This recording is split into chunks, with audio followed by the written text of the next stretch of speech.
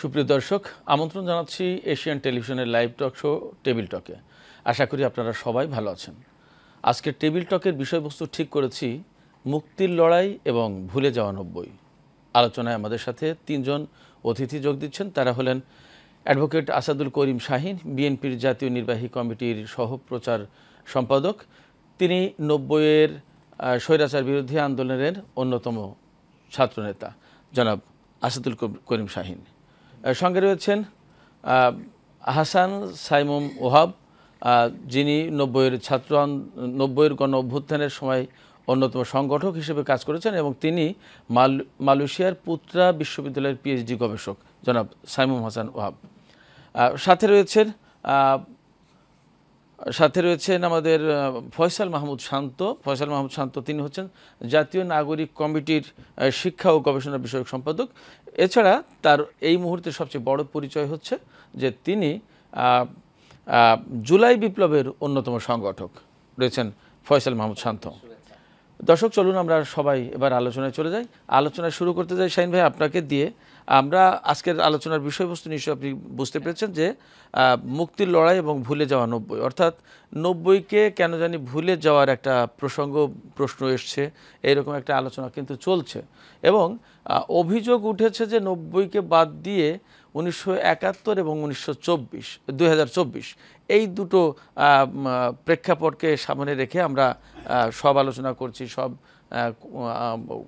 কর্মকাণ্ড সব কিছু যেন এই দুটোকে কেন্দ্র করে, অথচ 90 ছিল আমাদের আধুনিক গণতান্ত্রিক বাংলাদেশ যেটা, তার ভিত্তিভূমি। এইরকম একটা আলোচনা আছে। আপনিও কি তাই মনে করেন? এবং আপনি যদি মনে করেন তাহলে প্রশ্ন আপনার কাছে এইটা যে কেন মনে করছেন যে 90-কে আসলে আমরা ভুলে যাচ্ছি, বিষয়টা কি? আমি তা মনে করছি না, হয়তো কেউ কেউ মনে করছে। যেহেতু আমি 90-এর যে গণ আন্দোলন এবং গণ অভ্যুত্থান তার প্রথম সারিতেই ছিলাম। আমি তখন বয়স কম ছিল, আমি ছাত্র ছিলাম এবং জাতীয়তাবাদী ছাত্রদলের কেন্দ্রীয় কমিটিতে ছিলাম। তো সেই হিসেবে আমার উপর অনেক অর্পিত দায়িত্ব ছিল এবং সেই আন্দোলনের প্রথম সারিতে থেকেই কিন্তু আন্দোলন করে আমরা স্বৈরাচারকে হটিয়েছি। আমি ব্যক্তিগতভাবে যেটা মনে করি যে বিপ্লবের ইতিহাস যদি আপনি দেখবেন যে প্রতিটা বিপ্লবই কিন্তু তার পূর্ববর্তী কোনো একটা বিপ্লব দ্বারা প্রভাবিত, চরমভাবে প্রভাবিত। যেমন ধরেন যে ফরাসি বিপ্লব, তার আগে কিন্তু আমেরিকার স্বাধীনতা যুদ্ধ হয়েছিল, সেখানে যারা অংশগ্রহণ করেছিলেন ওরাই কিন্তু আবার অনেকে নেতৃত্ব দিয়েছেন ফরাসি বিপ্লবে, এবং এর দ্বারা রুশ বিপ্লবও প্রভাবিত। তো আমি মনে করি যে আমাদের যে 90 সেটাও কিন্তু প্রভাবিত 69-এর গণ আন্দোলন, 52-এর ভাষা আন্দোলন এবং সর্বোপরি আমাদের স্বাধীনতা যুদ্ধ। সুতরাং 90 তো একটা যুগান্তকারী ঘটনা, আমাদের ইতিহাসের একটা অন্যতম কঠিন সময়, এবং সেই কঠিন সময় পার করে যে আমরা মুক্তি এবং স্বাধীনতা এনেছি এদেশের জন্য, বিশেষ করে ছাত্র এবং জনতা, সেটা তো ভুলে যাওয়ার প্রশ্নই ওঠে না। এখন কেউ যদি সেই আন্দোলনে, এবং এখানে একটা কথা হচ্ছে যে 90-এর আন্দোলনটা শুধু আপনি 90-কে দেখলে চলবে না, সেটা কিন্তু টোটাল দশকটাই ছিল ওই আন্দোলন, এবং সেই আন্দোলনের প্রধান দল ছিল কিন্তু বিএনপি ছাত্র দল। এবং যেমন বলা হয় যে ফরাসি বিপ্লবের সন্তান হচ্ছে নেপোলিয়ন বোনাপার্ট, ঠিক ওই আন্দোলনের সন্তান কিন্তু বেগম খালেদা জিয়া, ওই আন্দোলনের সংগ্রাম, এবং ওই আন্দোলনের মাধ্যমেই তিনি দেশনেত্রীর উপাধি পেয়েছেন, মানুষ তাকে গ্রহণ করেছে এবং আপোষহীন দেশনেত্রী হিসেবে বাংলাদেশে এবং সারা বিশ্বে তিনি খ্যাত হয়েছেন ওই আন্দোলনের মাধ্যমে। সুতরাং এই আন্দোলনও কিন্তু অনেক বিশ্বাসঘাতকতা, অনেক ষড়যন্ত্র, অনেক কুটিলতা এবং বিদেশিদের হস্তক্ষেপ আমরা দেখেছি। এবং এর 90-এর আগেও কিন্তু দুটো বড় বড় আন্দোলন হয়েছে। একটা হয়েছে ধরেন যে 82 সালে যখন 24শে মার্চ যখন এরশাদ ক্ষমতা দখল করে, তারপর 83 সালের ফেব্রুয়ারিতে কিন্তু একটা বড় আন্দোলন, ছাত্র আন্দোলন হয়, এবং সেই ছাত্র আন্দোলন কিন্তু ছাত্র সংগ্রাম পরিষদ করেছে এবং জাতীয়তাবাদী ছাত্রদল করেছে। আমরা কিন্তু আমাদের ব্যাপক শক্তি নিয়ে সেই আন্দোলনে অংশগ্রহণ করেছিলাম, এবং জয়নাল, দীপালি সাহা সহ অসংখ্য ছাত্র নিহত হয়েছিলেন, বহু ছাত্র কিন্তু আহত হয়েছিলেন। এবং তারপর 84 আন্দোলন হয়েছে, এবং 86-তে যখন আন্দোলন তুঙ্গে, তখন কিন্তু আমরা দেখেছি একটা বিশ্বাসঘাতকতা। একজন নেত্রী বলেছেন যে যারা নির্বাচনে যাবে তারা তারা জাতীয় বেঈমান। কিন্তু জাতীয় তার বেঈমান হিসেবে মানে 24 ঘন্টা পেরোনোর আগেই কিন্তু তিনি সেই আন্দোলনে অংশগ্রহণ করেছিলেন, নির্বাচনে অংশগ্রহণ করেছিলেন। তো এই এরকম ঘোষণাটা দেওয়া হয়েছিল চট্টগ্রাম লালদিঘির ময়দানে দেওয়া হয়েছিল।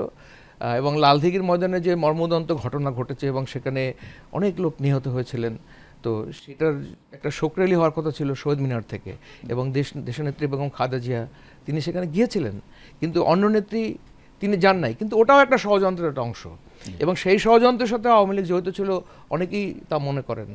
সুতরাং 90 অনেক বাধা পেরিয়ে এসেছে। এবং আমি আরেকটি কথা বলতে চাই যে 90-এর যে আন্দোলন হয়েছিল, সেই আন্দোলন যখন সফলতার দিকে যাচ্ছিল, তখন তৎকালীন ছাত্রলীগকে কিন্তু নিষেধ করা হয়েছিল সেই আন্দোলন না থাকার জন্য। এবং সেখানে সে প্রতিবাদ করে সেই ছাত্রনেতা হাবিবুর রহমান হাবিব কিন্তু ছাত্রলীগের প্রেসিডেন্ট ছিলেন, তিনি কিন্তু দল ত্যাগ করে পরবর্তীতে বিএনপিতে যোগদান করেছেন। যে আমরা এই ইতিহাসটুকু জানি কম বেশি। এই বিষয়টি নিয়ে আমরা আরেকটু আলোচনা শুনবো আপনার কাছ থেকে আরও পরে। আমরা একটু যেতে চাই ফয়সাল মাহমুদ শান্ত আপনার কাছে। এই আলোচনার রেশ ধরে এই যে আলোচনাটা উঠেছে যে 24 আছে, 71 আছে, মাঝখানে 90 খানিকটা অনুজ্জ্বল ম্লান হয়ে গেছে। অনেকে অভিযোগ করছেন যে ভুলেই গেছে 90-এর কথা। আসলে কি আপনার কি তাই মনে হয়, বা আপনারা কি এরকম ভুলে গেছেন? আপনারা তো আধুনিক আন্দোলনের রূপকার। ধন্যবাদ। না, আমরা সেটা মনে করি না এবং ভোলার সুযোগ নেই। আমি একটা কথা সবসময় বলি যে আমাদের যে জনপদ, এই জনপদের যে মানুষ, সেই মানুষের আপনি যদি দীর্ঘ লড়াই সংগ্রামের ইতিহাসটা দেখেন, সেই ইতিহাসটা কিন্তু বিচ্ছিন্ন কোনো ঘটনা না। আমরা সেই পলাশী থেকে যদি আমরা শুরু করি, আমরা কিন্তু সেই তিতুমিরের লড়াইয়ের গল্প, এরপরে 47-এর যে আমাদের দেশভাগের লড়াই, ব্রিটিশদের কাছ থেকে আমরা মুক্তি পেলাম, মুক্তি পাওয়ার পরে পাকিস্তানিরা আমাদের সাথে বেইমানি করেছে, তারপরে আবার 71-এ পাকিস্তানের বিরুদ্ধে আমাদের যে লড়াই, সেই লড়াইয়ের পরে আওয়ামী লীগ এই জাতির সাথে বেইমানি করেছে। অর্থাৎ 71-এ যেই লড়াইটা হয়েছিল মানুষের মুক্তির জন্য, গণতন্ত্রের জন্য এবং বৈষম্যের বিরুদ্ধে একটা ন্যায় বিচার এবং সামাজিক মর্যাদার জন্য লড়াই হয়েছিল, আওয়ামী লীগ সেখানে এসে এই জাতির সাথে বেইমানি করেছে। এর প্রেক্ষিতে আবার আমাদের 75-এ একটি ঘটনা ঘটলো, তার পরবর্তীতে যখন এই স্বৈরশাসক এরশাদ আসলো, 90-এ একটি ঘটনা ঘটলো। 90-এর পরবর্তীতেও দুঃখজনকভাবে আমি ভাইয়ের সাথে, শাহিন ভাইয়ের সাথে একমত যে আসলে বাংলাদেশের ইতিহাসে বেগম জিয়া হচ্ছে একটি আপোষহীন চরিত্রের একটি প্রতীক, এবং তিনি শেষ পর্যন্ত বিএনপির অনেক নেতারা আপোষ করেছে আওয়ামী লীগের সাথে, আওয়ামী লীগের অনেক নেতারা বিভিন্ন সময় অন্যায়ের সাথে আপোষ করেছে, কিন্তু বেগম জিয়া কিন্তু এই আপোষহীন জায়গায় তিনি থেকেছেন এবং তিনি দেশ পর্যন্ত ত্যাগ করেন নাই। তো সেই জায়গা থেকে কিন্তু আমরা দেখেছি এই 90-এর যে একটি আপোষহীন ক্যারেক্টার 90 জন্ম দিল, কিন্তু সেই 90-এর যে আকাঙ্ক্ষা, সেই আকাঙ্ক্ষাটিও আসলে মানুষ এই দেশে পায় নাই। দেখেন 90-এর পরে 3 জোটের মধ্যে একটা সামান্য একটা বিষয় চুক্তি হয়েছিল যে আসলে ক্ষমতা হস্তান্তরের প্রক্রিয়াটা কেমন হবে, একটা তত্ত্বাবধায়ক সরকারের একটা ব্যবস্থা তৈরি হবে। সেই একটা চুক্তি পর্যন্ত কিন্তু এই বাংলাদেশের শাসকরা, তৎকালীন শাসকরা কিন্তু রক্ষা করতে পারে নাই। বিভিন্ন সময় আমরা দেখছি যে ক্ষমতা হস্তান্তর প্রক্রিয়ার আসলেই ক্ষমতাসীনরা একটা তালবাহানা শুরু করে। তো আমরা মনে করি যে এই যে ইতিহাস এবং এই যে আমাদের যে লড়াই সংগ্রামের ইতিহাস, এই প্রত্যেকটাকে আমাদের ধারণ করতে হবে, এবং এই প্রত্যেকটা লড়াই সংগ্রামের ইতিহাস আর একটা লড়াই সংগ্রামকে উৎসাহ প্রদান করে। এখন প্রশ্ন হচ্ছে 24 কি আসলে পূর্ববর্তী ইতিহাসগুলোকে মূল্যায়ন করবে কিনা? অবশ্যই 24 পূর্ববর্তী ইতিহাসগুলোকে মূল্যায়ন করতে হবে। এই পূর্ববর্তী ইতিহাসের যে আকাঙ্ক্ষা, এই আকাঙ্ক্ষা এই অঞ্চলের মানুষের মধ্যে না থাকলে 24 তৈরি হতো না। আমরা হয়তো সর্বোচ্চ এতটুকু অভিযোগ করতে পারি যে যেই সমস্ত 90-এর আন্দোলনকারীরা, যাদের নেতৃত্বে বাংলাদেশ স্বৈরাচারের একটা হাত থেকে মুক্তি পেয়েছিল, সেই আন্দোলনকারীদের প্রতি আমরা হতাশ হয়েছি, কিন্তু এতে কিন্তু 90-এর আন্দোলন ছোট হয় না। 90-এ কিন্তু যারা আন্দোলন করেছে, যারা স্বৈরাচার এরশাদকে হটিয়েছে, তারা কিন্তু তাদের বীরত্বটা সেই 90-এ দেখিয়েছে। কিন্তু 90 পরবর্তী সময় তারা তো রাজনীতির একজন ফিগার হয়েছে বাংলাদেশে। কিন্তু আমরা দেখেছি কেউ সুশীল হয়ে আওয়ামী লীগকে সার্ভ করেছে, আমরা দেখেছি বিএনপির মধ্যে অনেক নেতারা হচ্ছে হাল ছেড়ে দিয়েছে, অনেকে মনে করেছে 30 সাল পর্যন্ত আওয়ামী লীগ ক্ষমতায় থাকবে, অনেকে দেখেছি যে আসলে বিদেশি শক্তি ছাড়া বাংলাদেশের ক্ষমতায় আসা যাবে না, এরকম ধারণা করেছে। কিন্তু 90-এর সময়কার যে এক্সক্লুসিভিটি এবং ওই সময় যে সমস্ত ছাত্রনেতারা বাংলাদেশের মাটিতে তাদের রক্ত ঝরিয়েছিল, সেই রক্তের মূল্য কখনোই 24-এর ছাত্রনেতাদের রক্তের তুলনায় মোটেও কম না। কিন্তু আমরা প্রত্যাশা করেছিলাম 24-এর যে আন্দোলন, সেই আন্দোলনটা হয়তো আরো আগে হতে পারতো, 24-এ না হয়ে 18 নির্বাচনের পরে হতে পারতো, 14-তে হতে পারতো, 24-এর জানুয়ারিতে হতে পারতো। এইটা কাদের দ্বারা হতে পারতো? যারা 90 নেতৃত্ব দিচ্ছিল। আমরা মনে করছিলাম যে একটা জাতি একটা সংগ্রাম করেছে, তারা বেঁচে আছে, তারা আন্দোলন দিবে, কিন্তু আমরা সেখানে কিছুটা হতাশ হয়েছি।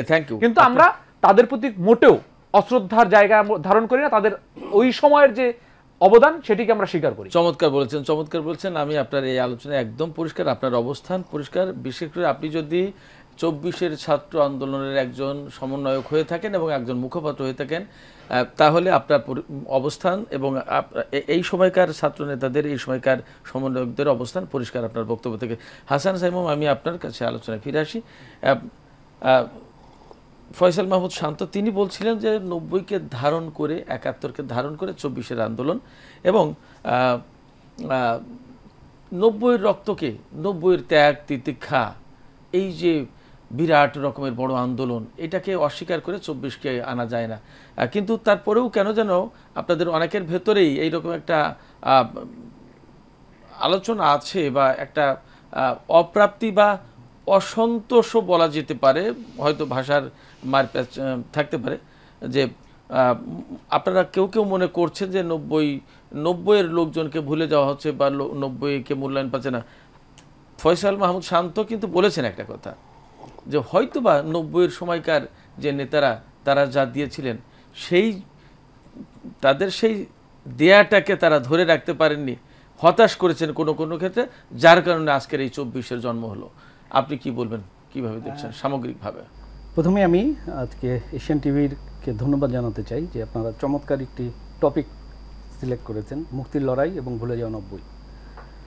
আমরা যদি ইতিহাস শব্দটার দিকে যদি তাকাই, আমি আসলে আজকে কথা বলতে যাচ্ছি একজন একাডেমিক হিসেবে, যেহেতু রিসার্চার গবেষক বলেছেন। আমি যদি ইতিহাস শব্দটা যদি বিচ্ছেদ করি, তাহলে হচ্ছে ইতি যোগ হ যোগ আস, তার মানে হচ্ছে এমনটি ঘটেছিল বা এরকম ঘটেছিল। এখন আমাদের বাংলাদেশের, আমাদের জাতীয় জীবনে বেশ কিছু ঐতিহাসিক ঘটনা ঘটেছে। এটা শুরু হয়েছে মনে করেন 1952 কথা বলতে পারি, আমরা 66-র কথা বলতে পারি, 69-এর গণ অভ্যুত্থান, 71-এর মহান মুক্তিযুদ্ধ, তারপরে 90-এর স্বৈরাচার বিরোধী আন্দোলন এবং তারপরে 24। সবগুলির মধ্যে কিন্তু একটি ধারাবাহিকতা রয়েছে, একটি পরম্পরা রয়েছে, একটিকে বাদ দিয়ে আরেকটি না। সুতরাং আমি এখানে আমাদের দুজন সহায়কের সঙ্গেই আমি একমত পোষণ করছি, আপনারা ঠিকই বলেছেন এটা। কিন্তু 90-এর ভূমিকা আরও একটু বেশি আমার কাছে মনে হয়, যে 90 আসলে একটা মিসিং লিঙ্ক আমাদের ইতিহাসের। মানে 1971 থেকে আমরা যদি আলোচনার জন্য আমরা যদি দেখি, আমাদের 71-এ আমাদের আসলে জাতির আকাঙ্ক্ষাটা কী ছিল? গণতান্ত্রিক একটা রাষ্ট্র চেয়েছিলাম আমরা। 70-এ নির্বাচনে জেতার পরেও আমাদের যখন ক্ষমতা দেওয়া হলো না, তখন কিন্তু আমরা আস্তে আস্তে আমরা স্বাধীনতা সংগ্রামে দিয়ে গেলাম। একই রকমভাবে আমরা হচ্ছে 90-এ কেন এটা হলো? আমরা দেখলাম দীর্ঘদিন আমরা স্বাধীনতা পেলাম না, এ কারণে কিন্তু আমাদের স্বৈরাচার বিরোধী আন্দোলনটা হলো। ঠিক একই রকমভাবে এরই ধারাবাহিকতায় আমাদের এই দীর্ঘদিনের গত ফ্যাসিজম যেভাবে হয়েছে আর কি, তারই ধারাবাহিকতায় আমাদের নতুন প্রজন্ম শুরু কল্যাণে আমরা 24-এ গণ আন্দোলন হলো। এখানে আমি মনে করি 90 একটা মিসিং লিঙ্ক। আর একটা ইন্টারেস্টিং তথ্য আমি বলতে চাই, সেটা হচ্ছে যে জেনারেশন যেটা বলছি আমরা এখন, ওনাদের বলছি আমরা জেনারেশন জেড, যাদের ওনাদের বয়স মানে টাইম ফ্রেমটা এরকম, ওনাদের জন্ম 1997 সাল থেকে 2010 পর্যন্ত। এবং আমরা যারা স্বৈরাচার বিরোধী আন্দোলন করেছি 90-এ, আমরা হচ্ছে জেনারেশন এক্স। আমাদের জন্ম সময়কালটা হচ্ছে আমাদের জেনারেশনের 1965 সাল থেকে 1980 পর্যন্ত মোটামুটি। এবং ইন্টারেস্টিং ব্যাপার, 90-তে আমরা ব্যর্থ হয়েছিলাম দেখেই, উনি যে কথাটা বলছেন সাথের সঙ্গে আমি একমত, যে ব্যর্থতা রয়েছে। এই কারণেই কিন্তু আমরা গণতন্ত্র পাইনি বলেই কিন্তু আমাদের সন্তানরা, জেনারেশন জেড, তারা কিন্তু আজকে এগিয়ে এসছে। এই পরম্পরা রয়েছে। সুতরাং আমি যেটা বলবো সেটা হচ্ছে যে আমাদের জাতির দীর্ঘদিনের আন্দোলন সংগ্রামের মধ্যে একটি পরম্পরা রয়েছে এবং একটিকে বাদ দিয়ে আরেকটি না, এবং কোনোটিকে ছোট করা যাবে না। আর আমি জনাব আসাদুল করিম শাহীন ভাইয়ের সাথে একটু দ্বিমত পোষণ করে সম্মান রেখে বলছি, সেটা হচ্ছে যে আপনি ছাত্রদলকে কথা বলেছেন, যে ছাত্রদল তার নেতৃত্বের ভূমিকা, আসলে তখন সর্বদলীয় ছাত্র ঐক্যের নেতৃত্বেই আমরা করেছিলাম মনে আন্দোলনটা। তো এখানে সবাই ডাকসু ছিল ছাত্রদলের, জি জি জি, এবং ডাকসুর যারা নেতৃবৃন্দ তারা সবাই ছিলেন ছাত্রদলের প্রথম সারির নেতা। হ্যাঁ হতে পারে, কিন্তু আমরা তখন দেখেছি তখন বিভিন্ন শ্রেণী পেশার মানুষ এবং হ্যাঁ, আমি অস্বীকার করব না, ছাত্র হ্যাঁ, অন্য দলকে আমি ছোট করছি না, বা তারাও ছিলেন, কিন্তু ডাকসু যেহেতু ডাকসু কিন্তু প্রথম আন্দোলন শুরু করে, এবং ডাকসুর নেতৃত্বে ডাকসু এবং সর্বদলীয়, আগে বলা হয় ডাকসু এবং তারপরে সর্বদলীয় ছাত্র ঐক্য। এটাকে আপনি স্বীকার করতেই হবে যে সর্বদলীয় ছাত্র ঐক্য।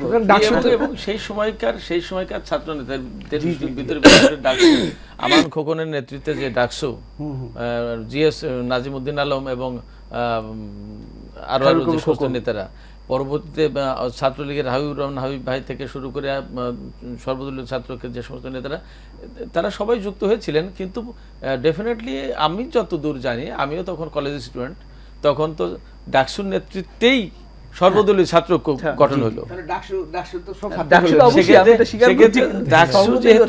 ডাকসু যেহেতু আগে ছিল এবং ডাকসুর নেতৃত্বে যেহেতু জাতীয়তাবাদী ছাত্র দল, সেক্ষেত্রে জাতীয়তাবাদী ছাত্র দলের ভূমিকাটা যে অগ্রগণ্য, তাতে আমার ব্যক্তিগত কোনো এটা ইতিহাস, এটা আপনার তো মানে না, আমি মোটেই দ্বিমত করছি না। আমি বলছি যে অবশ্যই মানে তখন ডাকসু ছাত্র দলের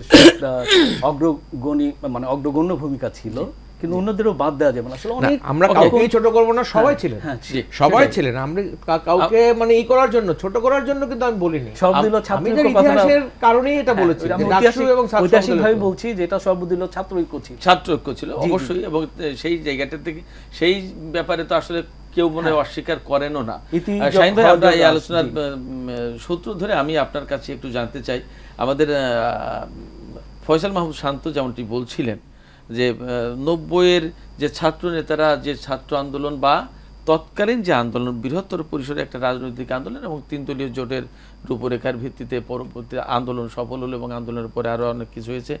আপনাদের সেই সময়কার আন্দোলন, সেই সময়কার নেতৃত্বের কোনো কর্মসূচি, কোনো কর্মকাণ্ড কিছু, অথবা খানিকটা নিষ্ক্রিয়তা, তিনি কিন্তু সরাসরি বলছেন কেউ সুশীল হয়েছেন, কেউ আওয়ামী লীগের সাথে আপোষ করেছেন, কেউ চুপ হয়ে গেছেন, কেউ রাজনীতিতে কোনো রকম থাকতে হয় তাই আছেন, এই রকম জায়গা থেকে কিছুটা হতাশ হয়ে আজকের এই 24 এবং তাদের একটা অবস্থান, এই জায়গা থেকে আমি জানতে চাই যে এই যে নতুন প্রজন্মের যারা নেতৃত্ব দিলেন 24-এর জুলাই এবং আগস্টের বিপ্লবে, তাদের সাথে আপনাদের যোগাযোগটা কেমন? বিশেষ করে 90-এর সেই সময়কার যারা ছাত্র নেতা ছিলেন, এই যোগাযোগটা কেমন, কি অবস্থা? সত্যি কথা বলতে কি, যে 24-এ যারা আন্দোলন করেছে আমাদের কোমলমতি ছাত্ররা এবং শিশু এবং কিশোর এবং সর্বোপরি বিশ্ববিদ্যালয় লেভেলের ছাত্ররা, তাদের আন্দোলনকে আমি অনেক সম্মান করি। তবে এটাও কিন্তু মনে রাখতে হবে যে এর আগের প্রায় 14 বছর টানা কিন্তু আমরা আন্দোলন করেছি। আমাদের কয়েকশো লোক নিহত হয়েছে, গুম হয়েছে, লক্ষ লক্ষ লোক গৃহছাড়া হয়েছে। এবং আমি 24-এর আন্দোলনকে, যেখানে আমার নিজের ছেলেমেয়েরাও ছিল, আমি তাদেরকে অভিনন্দন জানাই। কিন্তু 24 তো রাতারাতি হয়নি, আমাদের দীর্ঘ আন্দোলন, দীর্ঘ আত্মত্যাগ, আমাদের অনেক রক্ত গেছে, আমাদের অনেক বন্ধুকে এখনও খুঁজে পাই না, কত যে গুম হয়েছে। এবং বিশ্বাস করেন, এই ঢাকা শহরে বিভিন্ন হোটেলে কাজ করতো কারা? ছাত্রদলের ছেলেরা। বিভিন্ন রিক্সা চালাতো কারা? যুবদলের ছেলেরা। বিভিন্ন যে মানে কনভেনশন হলগুলোতে বিয়ে হয়, সেখানে খাবার পরিবেশন করতো কারা? ছাত্রদলের ছেলেরা। তারা একদিকে পালিয়ে পালিয়ে এই কাজ করতো, আবার আন্দোলন করতো। সেই আন্দোলনের ধারাবাহিকতায় কিন্তু 24 পর্যন্ত। শান্ত একটা কথা বলেছে যে 14 সালে এবং 18 সালের এই আন্দোলনটাও হতে পারত, কেন ব্যর্থ হলো? তাই তো দেখেন, 14 সালের আন্দোলন কিন্তু সফল, এবং আমরা সেই আন্দোলনে বিশ্বাসঘাতকতার শিকার হয়েছি। বিশেষ করে বিদেশি কিছু বন্ধুরাষ্ট্র এবং পার্শ্ববর্তী রাষ্ট্র এবং আমাদের নেতাদের সাথে এরকম কথা হয়েছিল, ঠিক আছে জাস্ট এটাকে আর কিছু না, এটা নির্বাচন ধরেন, এই কদিনের মধ্যে আমরা আবার নতুন করে, এইটা কিছুই না। কিন্তু যখন আমরা সেটা বিশ্বাস করেছি, বিদেশি অনেক বড় বড় রাষ্ট্রের যারা প্রতিনিধি ছিলেন, তারা আমাদের নেতাদের সাথে সাক্ষাৎ করেছেন, দেখা করে আন্দোলন বন্ধ করার অনুরোধ করেছেন এবং কথা দিয়েছেন যে হ্যাঁ, আমাদের সাথে কথা হয়েছে আওয়ামী লীগের সাথে, তারা বলেছে জাস্ট এই কদিনের মধ্যে আমরা আবার শিডিউল ঘোষণা করব। আমরা কিন্তু বিশ্বাস করেছি, কিন্তু আসলে সেটা কিন্তু হয়নি। এবং আমাদের আন্দোলন কিন্তু 14 সালের নির্বাচনের পরেও কিন্তু আন্দোলন চলমান ছিল, এবং সে আন্দোলন কিন্তু সফলতার একটা দ্বার প্রান্তে চলে গিয়েছিল। এবং সেখান থেকে বিশ্বাসঘাতকতা, এবং 18 সালেও ঠিক ওই রকম বিশ্বাসঘাতকতার শিকার হয়েছি। তো যাই হোক, এভাবেই আন্দোলন হয়। আর 24 কিন্তু মানে 24-এর যারা আন্দোলন, যারা শহীদ হয়েছেন তাদের প্রতি শ্রদ্ধা জানিয়ে বলছি যে এই আন্দোলনের যে সমস্ত ছাত্ররা অংশগ্রহণ করেছে, বিশেষ করে শিশু, মহিলা এবং যুবক, বৃদ্ধ এবং বিশেষ করে ছাত্র, তাদের অধিকাংশই কিন্তু, আমি বলতে চাই 90% কিন্তু বিএনপি পরিবারের, কোনো না কোনো পরিবারের। এবং আমি আমার নিজের ছেলেকে 3 দিন খুঁজে পাই নাই, সে কোথায় গেছে জানি না, আমি, সে বাসায় আসতো না। তো আমি মনে করি যে 24-এর আন্দোলনটাও কিন্তু বিএনপির ব্যাপক ভূমিকা আছে। এবং আমাদের দলের যিনি সিনিয়র ভাইস চেয়ারম্যান, যিনি দল পরিচালনা করছেন, তিনি কিন্তু প্রতিজন সমন্বয়কের সাথে অন টু অন যোগাযোগ করেছেন, এবং তিনি দিন রাত, উনি ঘুমানো নাই অনেক দিন। জি, চমৎকার বলেছেন। আমি এই প্রশ্নটাই মূলত জানতে চেয়েছিলাম যে এই যে 24-এর যে ছাত্র আন্দোলন, যাদের নেতৃত্বে এত বড় একটা বিপ্লব, এত বড় একটা ঘটনা ঘটে গেল, তাদের সাথে আসলে আপনাদের যোগাযোগটা কেমন ছিল? তাতে বুঝলাম যে আপনাদের সর্বোচ্চ নেতৃত্বের পক্ষ থেকে এই যোগাযোগটা ছিল। এই যোগাযোগটা থাকার কারণেই আজকের এই আন্দোলন সফল হয়েছে। ধন্যবাদ শাহিন ভাই। আমরা ছোট একটা বিরতিতে যাচ্ছি। দর্শক, আপনারা সঙ্গেই থাকুন, আমরা খুব অল্প সময়ের ভেতরেই ফিরে আসছি।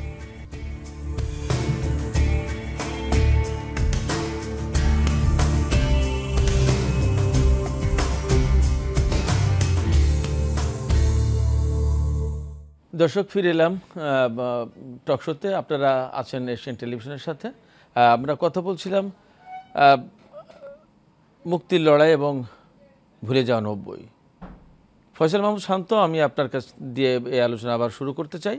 সেটি হচ্ছে যে আপনি আলোচনার দীর্ঘ খানিকটা আলোচনায় 24-এর প্রেক্ষাপট বলেছেন, এবং তাতে 71 এবং 90-কে কোনো অংশেই খাটো করেনি।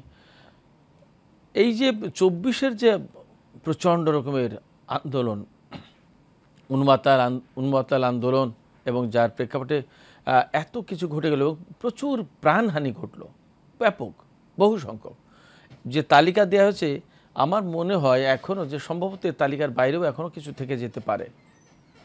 এই যে এত প্রাণহানি, এত নির্যাতন, এত গুম, এত খুন, এত ধরপাকড়, নির্যাতন, এবং আমরা জানি যে আজকে তথ্য উপদেষ্টা নাহিদ ইসলাম, তাকে কিভাবে নির্যাতন করা হয়েছে, এখনও তার ছবি সামাজিক মাধ্যমগুলোতে ভেসে বেড়ায়।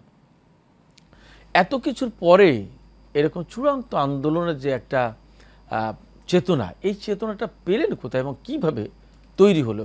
এর মূল মন্ত্রটা কি ছিল? ধন্যবাদ।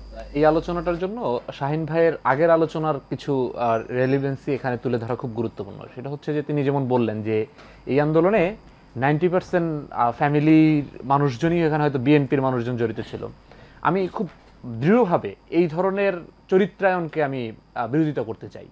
কারণটা কি, দেখেন, এই আন্দোলনে গত 15 বছরে যে বিএনপি জামাতের যে ত্যাগ, তাদের যে লড়াই সংগ্রাম, এই সংগ্রাম আপনি যদি এই আন্দোলনকে গণমানুষের আন্দোলন বলেন, তাতে মোটেও ছোট হয় না। বরঞ্চ আমরা মনে করি যে এই আন্দোলনটাকে যখন আমরা বলি যে 90% 60% অমুকের ছিল, তখন ওই 60% 90%-এর বাইরে যে মানুষগুলো থাকে, এরা কিন্তু অদেখা হয়ে যায়। যেটা হয়েছিল 71-এর যে গণমানুষের আন্দোলন, ওই আন্দোলনটাকে আওয়ামী আন্দোলন করা হয়েছে, যে কারণে শুধুমাত্র আপনারা শেখ মুজিবের নাম জানেন, যে কারণে আমরা 69-এর আসাদের নাম জানি না। তো আমি মনে করি যে এই আন্দোলনটা প্রত্যেকটা মানুষের আন্দোলন, এবং এই আন্দোলনের একমাত্র স্পিরিটের জায়গা এটা ছিল যে রাজনৈতিক দলগুলোর প্রতি তাদের যে লড়াই সংগ্রামের প্রতি মানুষের শ্রদ্ধা ছিল, কিন্তু তাদের প্রতি বিশ্বাস ছিল না। আমরা এই জায়গা থেকে এই বিএনপির মতো বড় দলগুলোকে শ্রদ্ধার সঙ্গে বলতে চাই, তারা যেন এখন এই ভুলটা না করেন। এই আন্দোলনের মূল স্পিরিট জায়গা ছিল, আমরা কোনো পরাশক্তি, কোনো বৈদেশিক শক্তি, এই শক্তির উপর আমরা নির্ভর করি নাই। আমাদের নির্ভরতার জায়গা ছিল একটাই, যে আসলে আমরা বলেছি, আমরা স্লোগান দিয়েছি যে বুকের ভিতরে অনেক ঝড়, বুক পেতেছি গুলি কর। আমাদের স্পিরিটের জায়গা ছিল এইটা। আমরা দুহাত প্রসারিত করে দাঁড়িয়েছি। আমাদের একজন ভাই মারা গিয়েছে, তার লাশ আমরা রিকশায় পাঠিয়ে দিয়ে আরেকজন আমরা দাঁড়িয়েছি। যেইটা আমরা বলেছি যে 90-এর যে নেতারা, তারা কিন্তু সেই চরিত্রটা তারা দেখিয়েছিলেন 90-এ, যে স্বৈরাচার নিপাত যাক, গণতন্ত্র মুক্তি পাক, তারা কিন্তু সেই চরিত্রটা দেখিয়েছিলেন। কিন্তু সেইটা আমরা 14-তে দেখি নাই, সেটা আমরা 18-তে দেখি নাই, সেটা আমরা 24-এর শুরুতে দেখি নাই।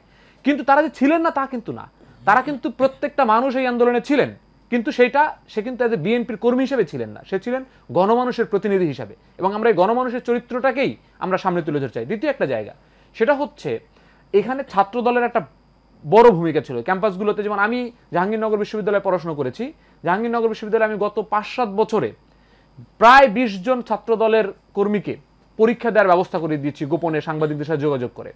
কিন্তু আমরা মনে করি এই ছাত্র দলকে বিএনপি এখন কতটা মূল্যায়ন করছে এটা আমাদের এখন উদ্বিগ্নতার জায়গা। আমরা কিন্তু এটা বলছি যে তরুণদের রাজনীতি সেটি যদি দাঁড়ায় তাহলে জাতীয় নাগরিক কমিটি বৈষম্যবিরোধী ছাত্র আন্দোলনের শুধু রাজনীতি দাঁড়াবে না, এটার বেনিফিশিয়ারি হবে ছাত্র দলের বিএনপির মধ্যে যে তরুণরা আছে তারাও। তার মানে বিএনপি এখন যদি আমরা দেখি যে তাদের একজন যুগ্ম মহাসচিবের সিগনেচারে হচ্ছে সারা ক্যাম্পাসগুলোতে 8-10 বছর পাশ করে যাওয়া ছাত্রদের হাতে কমিটি দেয়, এটা কিন্তু ওই স্থানীয় যে ছাত্ররা গত 5-7 বছর আন্দোলন করেছে তাদের কিন্তু হতাশ করে। কারণ আপনি 7-8 সেশনে যারা পাশ করে বেরিয়ে গেছে তাদেরকে আপনি এখন কমিটিতে দিচ্ছেন 2025 সালে এসে 10-12 বছরের আগে পাশ করা শিক্ষার্থীদেরকে। এটা কিন্তু এখন যে ছাত্ররা রাজনীতি করবে ছাত্র দলের হয়ে, আমি বলছি না যে আমাদের হয়ে রাজনীতি করতে হবে, তাদের কিন্তু হতাশ করে। তো এটা একটা জায়গা। দ্বিতীয় জায়গা হচ্ছে এখন আমরা অনেককে দেখছি যে আবার বিদেশি মানে বাংলাদেশের রাজনীতিতে সবচেয়ে দুঃখজনক বিষয় হচ্ছে আমরা এখানে ভারতপন্থী রাজনীতি দেখছি, ভারত বিরোধী রাজনীতি দেখছি, পাকিস্তানপন্থী রাজনীতি দেখছি, এই যে নানাবিধ রাজনীতি। বাংলাদেশপন্থী একটা রাজনীতি হওয়া দরকার, যে আমেরিকা কি মনে করে এটা আমার জনমানুষের জন্য জরুরি না। আমার জনমানুষ যখন এখানে একটা ছোট প্রশ্ন করি, বিএনপি কে কি বাংলাদেশপন্থী রাজনৈতিক দল হিসেবে দেখছেন না? আমি মনে করি কি, আমি একবার স্পষ্ট খোলামেলা আলাপ করি, আমি মনে করি বিএনপির মধ্যে শহীদ জিয়াউর রহমান পিওর বাংলাদেশপন্থী রাজনীতি করেছেন, বেগম জিয়া একেবারেই আপোষহীন একটা চরিত্র বাংলাদেশের মাটিতে দেখিয়েছেন, তারেক রহমানের বক্তব্য এটা বাংলাদেশের মানুষের তরুণদের আকাঙ্ক্ষাকে ধারণ করতে পারে। এছাড়া বিএনপির অনেক নেতৃস্থানীয় সিদ্ধান্ত গ্রহণকারী পর্যায়ে আমি মনে করি তাদের মধ্যে বাংলাদেশপন্থী রাজনীতি ঘাটতি রয়েছে, তাদের মধ্যে বিভিন্ন ফোরামে তাদের খুশি করার প্রবণতা রয়েছে।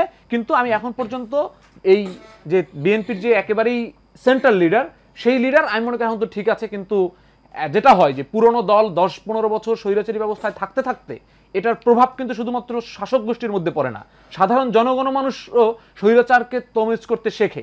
সেই প্রভাব যেন আমি মনে করি বিরোধী দল যারা এই যে ইলিয়াস আলীর কথা চিন্তা করেন, তার মেয়ের কথা চিন্তা করেন, যারা গুম হয়েছে, যারা আয়নাগরে ছিল, এই মানুষগুলোর দিকে তাকিয়েও কিন্তু এখন আপনাকে বিএনপির সর্বপ্রথম দায়িত্ব হচ্ছে বিচারের জন্য মাঠে নামা এবং এই মানুষগুলোর আকাঙ্ক্ষাকে নিশ্চিত করা। চমৎকার বলেছেন সাইমুম হাসান, আপনার কাছে আমি আসতে চাইছিলাম কিন্তু ফয়সাল মাহমুদ শান্ত অনেকগুলো কথা বলেছেন যে কথাগুলো জবাব পাওয়া দরকার, এবং সেই জবাব আমি আসাদুল করিম শাহীন আপনার কাছ থেকে আমরা প্রত্যাশা করি আপনি কিছু বলুন। অনেক অভিযোগ, অনেক প্রথম ছাত্রদলকে ধারণ না করা, মূল্যায়ন না করা, ছাত্রদলের কমিটি নিয়ে যেটা বলেছে সেটা হচ্ছে যে আমাদের ছাত্রদলের মেধাবী ছাত্ররা এই গত 15 বছর কিন্তু পরীক্ষাও দিতে পারেনি, রাজনীতিও করতে পারেনি, কোনো কমিটিও পায়নি, তারা কমিটি নিয়ে চিন্তা করার সুযোগ ছিল না। এখন তারা অনেকে তাদের গ্রাজুয়েশন হয়নি, অন্যান্য সংগঠনের ছাত্ররা কিন্তু মাস্টার্স পাস করেছে, পিএইচডি করছে, তারা আন্দোলনও আছে, আমি অস্বীকার করব না। কিন্তু দেখেন আমরা পত্রিকায়ও দেখলাম যে একটি ছাত্র সংগঠনের একজন বলছে যে হ্যাঁ আমি তখন ছাত্রলীগের সাথে ছিলাম, এখন আমি এই দলের সভাপতি হয়েছি, কিন্তু এটা আমার দলের সিদ্ধান্ত ছিল। কিন্তু এটা আমি তো মনে করি এটা একটা অনৈতিকতা, বিশ্বাসঘাতকতা, এটা একটা পাপ। আমি কেন বর্ণচড়া হব? আমি অন্যের মধ্যে ঢুকে থাকবো কেন? এদেরকে তো কেউ বিশ্বাস করে না। সেটা এক আলোচনা আপনার দলের না, আমি আসছি। আর ও অনেকগুলো অভিযোগ করেছে যে আমাদের দলের নেতাদের বিষয়ে, যেমন আমি তাকে ধন্যবাদ জানাই, সে শহীদ রাষ্ট্রপতি জিয়াউর রহমান, আপোষের দেশনেত্রী বেগম খালেদা জিয়া এবং আমাদের জননেতা তারেক রহমান সম্পর্কে ওর যে উচ্চ ধারণা পোষণ করে, আমি সেজন্য তাকে ধন্যবাদ জানাই, তাকে আন্তরিক অভিনন্দন জানাই। কিছু কিছু নেতা সম্পর্কে সে বলেছে তারা তো সেরকম মানে এক রকমের হতাশার কথা বলেছে। তো অনেক বড় দল, তো নিচের দিকে অনেক মানে বুঝের অভাব বা কোনো কারণে আমি জানি না, এটা আসলে আমি বলতেও পারবো না। তবে আমাদের সিনিয়র নেতাদের মধ্যে তো এই ধরনের প্রবণতা নাই, তারা বিচার চান, তারা সংস্কার চান, সবই তো চান তারা। আমার একটা প্রশ্ন হচ্ছে, ছাত্র দলের নেতারা গত 15 বছর কমিটি পায় নাই, তারা বঞ্চিত হয়েছে, মানি তাকে আপনি যুব দলে নেন, তাকে আপনি কেন্দ্রীয় কমিটিতে মূল্যায়ন করেন, তাকে 15 বছর আগের একজন পাশ করা ছাত্রকে কেন ছাত্র দলেই আপনাকে মূল্যায়ন করতে হবে? জায়গা তো আছে, রাজনীতি মাঠ তো অনেক বড়। এখন ছাত্র দল তো একটা সোনালী একটা ব্যাপার, এখন সবাই একটা সোনালী অতীত হতে চায়, এটা আমি দোষের কিছু না। আর যেহেতু সে তো রাজনীতিই করবে, যুবদলও একটা রাজনীতি অঙ্গ সংগঠন, এরপর সে যুবদল করবে, বিএনপিতে আসবে, তবে আমি এটার মধ্যে দোষের কিছু দেখছি না। কিন্তু ছাত্র দলের তো ছাত্রদের তো ক্যাম্পাস পরিচালনা করা উচিত। কিন্তু এটা বলে যদি আপনি আপনি অনেক দল তারা নিয়মিত ছাত্র, কিন্তু তারা ছাত্রলীগের সঙ্গে ছিল, এখন তারা ক্যাম্পাসে বলছে যে অনিয়মিতরা আসতে পারবে না। এটা তো এক ধরনের বৈষম্য, চরম বৈষম্য। অনেক দলের কথা হ্যাঁ, আমি মনে করি না। আমরা তো ঢাকা বিশ্ববিদ্যালয়ে বিভিন্ন বিশ্ববিদ্যালয়ে আমরা দেখছি যে এখানে যারা ছাত্র না, যাদের ছাত্রত্ব নেই, তারা আসতে পারবে না। কিন্তু তাদের ছাত্রত্ব কেন নেই? তারা কোথায় ছিল? তারা কি চুরি করেছে, ডাকাতি করেছে, একটা হলো নাকি দেশের জন্য লড়াই করেছে? ছাত্রত্ব নেই, আর একটা হলো পাশ করে বেরিয়ে গিয়েছে। পাশ করে বেরিয়ে গেছে যে সেটা আমি বলছি না, অনেকের ছাত্রত্ব নেই, তারা ঠিকমতো তাদের সেশন ধরতে সেটা পারেনি। এখনো ছাত্র, যদি পাশ না করতে পারে হ্যাঁ। সেটা এখনো বিশেষ না, বিবেচনা হলো ছাত্র। অনেকের কিন্তু ভর্তি নেয় নাই ঢাকা ইউনিভার্সিটি, তাদের ভর্তি বাতিল করে দিয়েছে। তো ওরা রাজনীতি করবে না? না, অবশ্যই করবে। তো তাদেরকে আমি কেন ক্যাম্পাসে ঢুকতে বাধা দেব? আপনার তো সেটা তো রানিং হয়েছে। রানিং পাঁচটা ব্যাচে তো আপনার হাজার হাজার কর্মী আছে। এই আপনি যদি এখন 10 বছর আগের ছাত্রকে কমিটি দেন, এই ছাত্ররা কই যাবে? যারা বঞ্চিত হয়েছে, যারা আওয়ামী লীগ দ্বারা লাঞ্ছিত হয়েছে, যারা ক্যাম্পাসে ঠিকমতো যাতায়াত করতে পারেনি, তারা যদি বেশি বয়সও ছাত্র হওয়ার জন্য যায়, তো অসুবিধা কোথায়? ছাত্র হওয়া যাবে না? আমরা এই আলোচনার এই একটা বিতর্ক আছে, এই আলোচনা আমরা করব। আমরা একটা বিরতি দিতে যাচ্ছি দর্শক, আমরা আবারও একটি বিরতি দিতে যাচ্ছি, খুব শিগগিরই ফিরছে, সঙ্গেই থাকুন।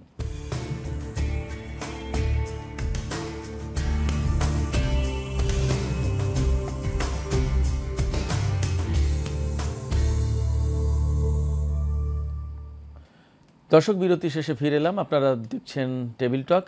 আজকের আলোচনার বিষয় হচ্ছে মুক্তি লড়াই এবং ভুলে যাওয়া 90। আমরা আলোচনা ফিরছি সাইমুম হাসান ওহাবের সাথে আলোচনা দিয়ে ফিরছি আমরা। হাসান সাইমুম, আপনি কি আলোচনা শুনছিলেন? আমরা সবাই আলোচনা শুনছিলাম। এখানে যে আলোচনাটা হয়েছে তার একটা গুরুত্বপূর্ণ টপিক হচ্ছে যে 1990 সালের যে আন্দোলন, স্বৈরাচার বিরুদ্ধে আন্দোলন, যে আন্দোলনের তোড়ে স্রোতে স্বৈরাচার এরশাদের পতন হলো এবং অত্যন্ত লজ্জাজনক একটা পতন হয়েছে। তারপরে যে প্রচণ্ড আন্দোলন এবং এই আন্দোলনের ধারাবাহিকতা আমরা নতুন গণতান্ত্রিক একটা বাংলাদেশ পেলাম, গণতন্ত্রের উত্তরণ ঘটলো। এবং আমি আবারও বলছি যে এটা মারাত্মক রকমের একটা আন্দোলনের ফসল ছিল এটা, কিন্তু পরবর্তীতে দেখা গেছে যে সেইটা মনে হয় আমরা ঠিক ভালোভাবে ধরে রাখতে পারিনি। আপনার কি এরকম মনে হয় এবং কেন পারলাম না, কি মনে হয় আপনার? হ্যাঁ, ধন্যবাদ। একটি চমৎকার প্রসঙ্গের অবতারণা করেছেন। হ্যাঁ, আমারও তো অবশ্যই তাই মনে হয়। আপনি যদি আমাদের ইতিহাসের দিকে তাকান, আমাদের দেশের ইতিহাস, শুধু 90 কেন, 90 তো আমি সংস্কৃতি কর্মী হিসাবে সরাসরি আন্দোলন করেছি, সংগ্রাম করেছি এবং খুব অ্যাক্টিভ ছিলাম আর কি। আমার অনেক ক্ষতি হয়েছে এ কারণে।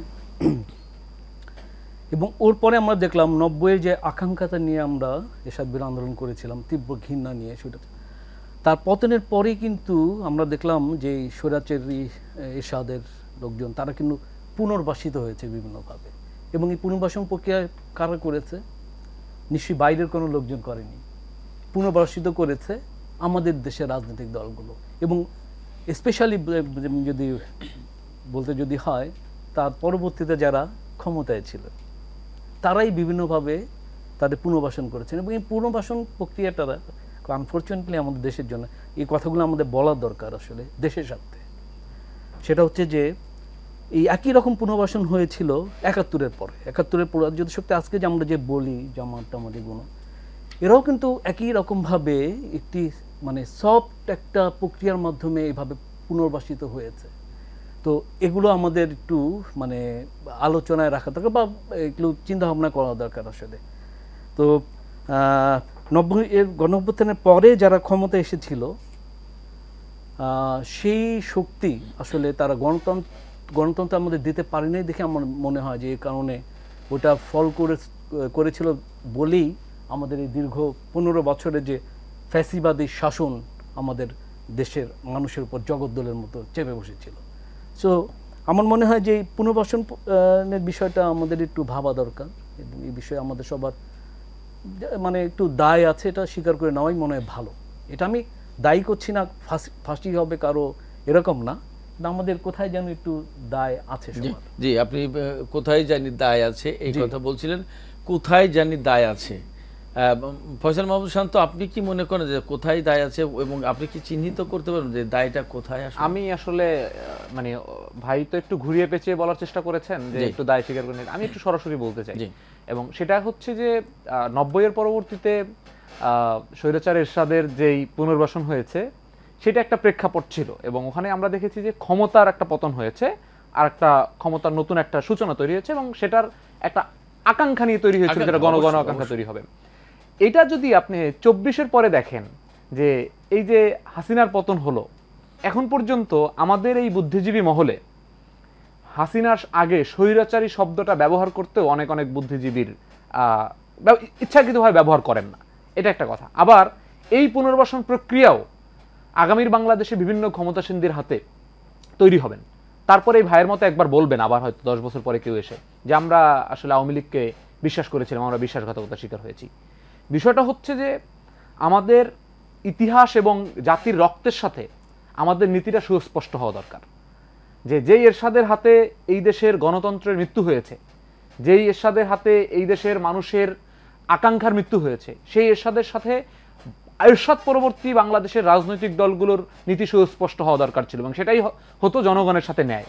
যেই হাসিনা ভোট চুরির মধ্য দিয়ে বিএনপি সহ রাজনৈতিক দলগুলোকে একের পর এক প্রতারিত করেছে, এই জনগণের, যেমন আমার বয়স 30-এর কাছাকাছি, আমি একবারও ভোট দিতে পারিনি, আমার থেকে 5 বছরের সিনিয়ররাও ভোট দিতে পারে নাই। তার মানে এই মানুষগুলোর সাথে সর্বপ্রথম বেইমানি হবে তখন যখন হয়তো আওয়ামী লীগের 1% 2% ভোটের আশায় কোনো একটা দল আবার এই হাসিনাকে কিংবা হাসিনার যে ইডিওলজি সেটাকেই বাংলাদেশে পুনঃস্থাপন করবে। বুঝতে পেরেছি, এটা খুবই জরুরি। বুঝতে পেরেছি। আসাদুল করিম শাহীন, আপনার কাছে প্রশ্ন ফয়সাল মাহমুদ শান্তর আলোচনা ধরে, এবং তার আলোচনার একটা বড় ইঙ্গিত কিন্তু আপনার দিকে আছে, আপনার দিকে মানে আপনার দলের দিকে, কি বলবেন? এবং আমি আরেকটু পিছনে গিয়ে একটা প্রশ্ন করতে চাই আপনার কাছে। 1982 সালে কিন্তু স্বৈরাচার এরশাদ বলতে তখনকার এরশাদ একেবারে বন্দুকের নলের মুখে একটি নির্বাচিত সরকারের কাছ থেকে ক্ষমতা কেড়ে নিল। তার বিরুদ্ধে সুদীর্ঘ আন্দোলন হলো বেগম খালেদা জিয়ার নেতৃত্বে, এবং সেই আন্দোলন সফল হলো, এবং সেই আন্দোলন সফল হওয়ার পেছনে একটা বড় গুরুত্বপূর্ণ উপাদান ছিল বেগম খালেদা জিয়ার আপোষহীনতা। পরবর্তীতে কি হলো, এবং আজকে ফয়সাল মাহমুদ শান্ত আপনার দলের দিকে আঙুল তুলতে পারছেন কেন? আলোচনার ধারাবাহিকতা আপনি বলুন। না, এরশাদের সাথে তো আমাদের ওই ধরনের কোনো ঐক্য ছিল না। যুগপৎ আন্দোলনে ছিল হাসিনার বিরুদ্ধে।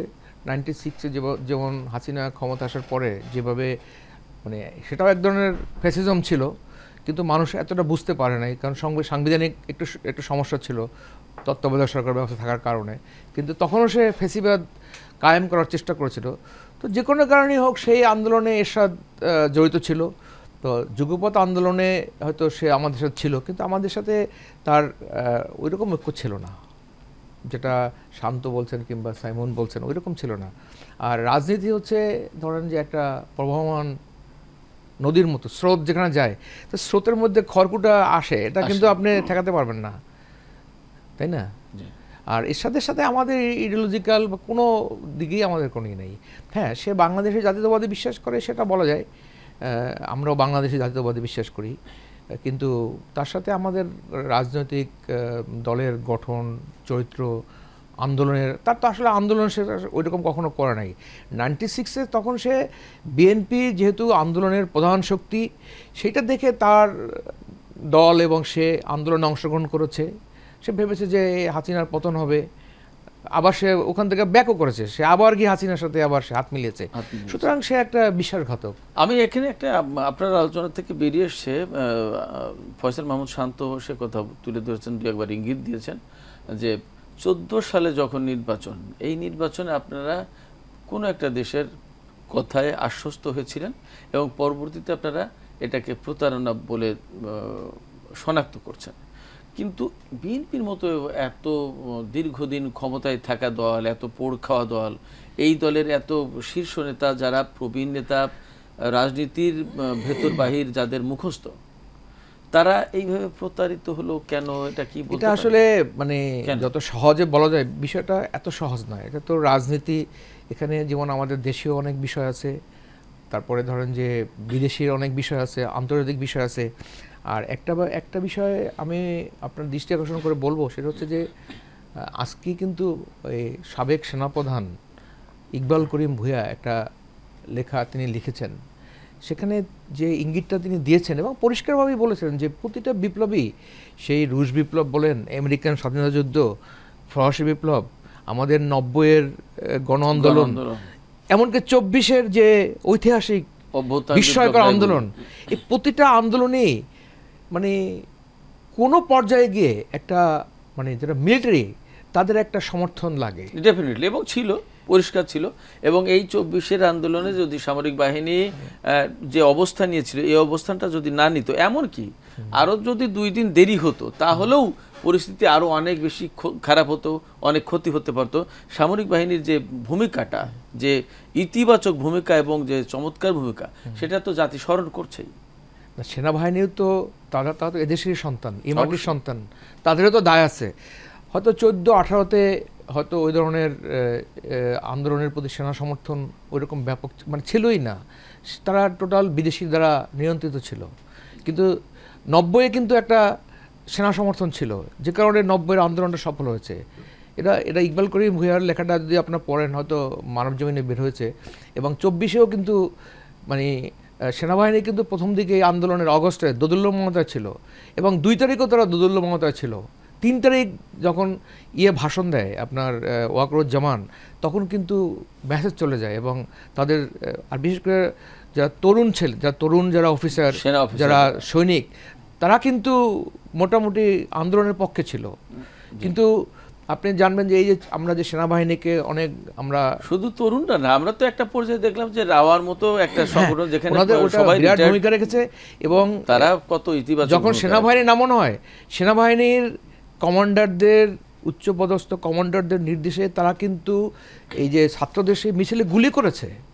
জুলাই মাসে যখন প্রথম সেনাবাহিনী নামালো, তারা কিন্তু গুলি করেছে, সেটা কিন্তু ভিডিও দেখা গেছে। সেই ভিডিওটা এখন আর দেখা যায় না। যদিও আমি সেনাবাহিনীকে তারপর আমি ধন্যবাদ জানাই যে তরুণ সৈনিকরা এবং তরুণ অফিসাররা কিন্তু গুলি করতে অস্বীকার করেছে। প্রেক্ষাপটে মানে রাষ্ট্রীয় দায়িত্ব পালন করতে 14 সনে কিন্তু এই ধরনের সামগ্রিকভাবে সেনাবাহিনীর যে ভূমিকা, সেটা গৌরব উজ্জ্বল ভূমিকা, এতে কোনো সন্দেহ নেই। ফয়সাল মাহমুদ শান্ত, আমরা আপনার কাছে একটু আসি। সেটা হচ্ছে যে আপনি এক আলোচনার একটা পর্যায়ে বলেছেন যে অর্থাৎ বাংলাদেশটাকে বাংলাদেশ নিয়ন্ত্রণ করবে, অন্য কোনো দেশ না। কেন এই অনুভূতি এবং কিভাবে বাংলাদেশকে নিয়ন্ত্রণ, অর্থাৎ আমাদের ভাগ্য আমরা নির্ধারণ করব, এটা কিভাবে কি হতে পারে? এটা খুব গুরুত্বপূর্ণ একটা প্রশ্ন আপনি করেছেন। সেটা হলো যে আসলে বাংলাদেশের মানুষের আগে এই আত্মবিশ্বাসটা নিজেদের মধ্যে তৈরি করতে হবে যে আমরা কোনো রাষ্ট্রের এক্সটেনশন হয়ে থাকতে চাই না। আমরা অল্প সময় পাবো, 1 নাম্বার 2 হচ্ছে আমাদের নতজানু পররাষ্ট্রনীতি আমাদের সম্পূর্ণরূপে ত্যাগ করতে হবে।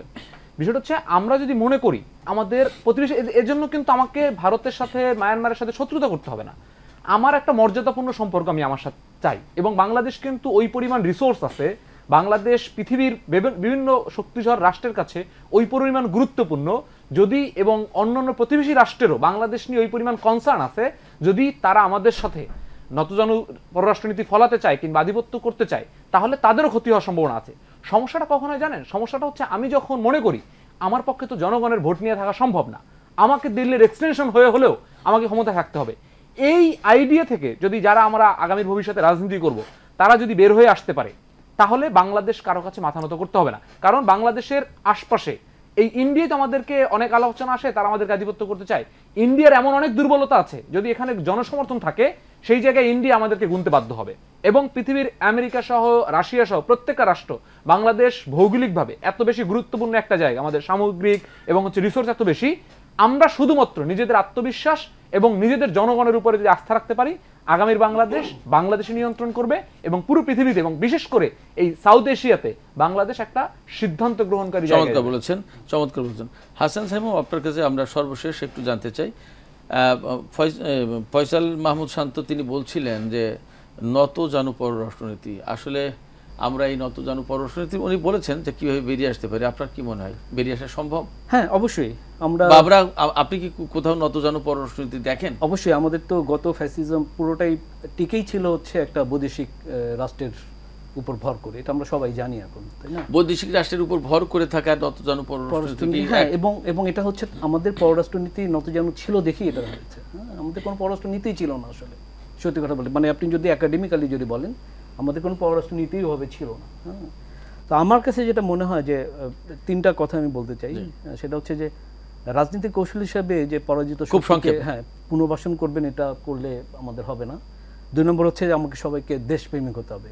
আর একটা কথা বলতে চাই, আমি যেহেতু একাডেমিক আলোচনা করতে যাচ্ছিলাম, সেটা হচ্ছে যে প্রফেসর রেহনুমা আহমেদ একটা কথা বলেছেন, সেটা হচ্ছে যে আমাদের দেশের জনগণ এটা হচ্ছে মডার্ন সিটিজেন বাস রান বাই ফিউডাল লিডার্স।